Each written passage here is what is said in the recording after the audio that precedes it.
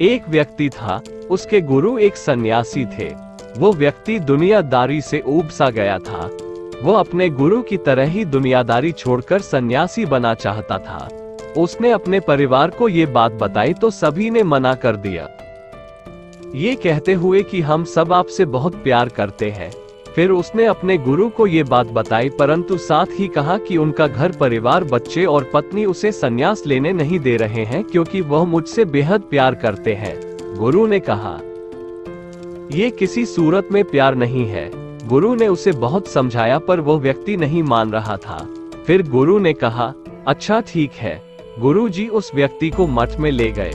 इसके बाद गुरु ने उसे योग विद्या सिखाई जिससे वो अपनी सांसें रोककर मुर्दे जैसी अवस्था में घंटों तक रह सकता था। ये सब सिखाने के बाद गुरु ने उसे एक योजना बताई और उसे घर भेज दिया।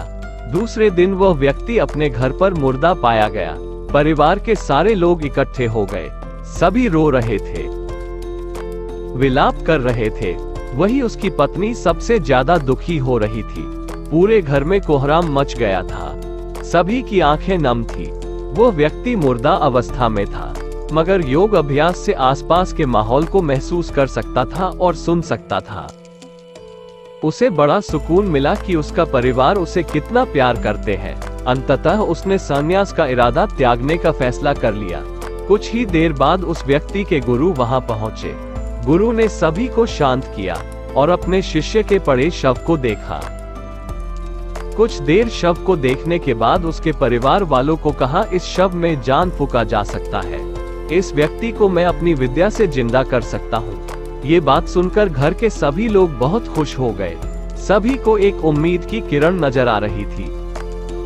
फिर सभी ने उस सन्यासी से कहा, तो आप ये काम जल्द से जल्द करिए। इस पर उस सन्यासी ने कहा, एक समस्या है। इस कार्य लिए परिवार के किसी अन्य सदस्य को अपनी प्राण त्यागना होगा। ये सुनकर सभी लोगों की सांसें रुकी की रुकी रह गई। सभी ने एक दूसरे को देखा। सन्यासी ने परिवार के सभी सदस्यों से एक एक कर पूछा पर किसी ने भी हाँ नहीं कहा।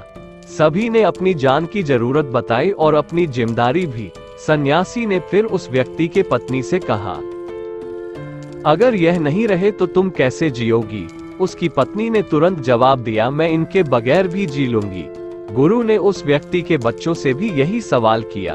उनका भी जवाब नहीं थी। फिर यही सवाल उस व्यक्ति के माता पिता से किया। उनका भी जवाब एक ही था। इसके बाद गुरु उस व्यक्ति के शव के पास आए और बोले, हे व्यक्ति, तुम उठ खड़े हो जाओ। वह व्यक्ति उठकर बैठ गया। फिर उसके गुरु वहां से जाने लगे। उसने अपने गुरु को रोका और गुरु से कहा, मैं भी आपके साथ चलता हूँ। अब उस व्यक्ति को समझ में आ गया था कि उसकी जरूरत उसके घर में कितना है। अब वो एक पल भी अपने घर में रहना नहीं चाहता था।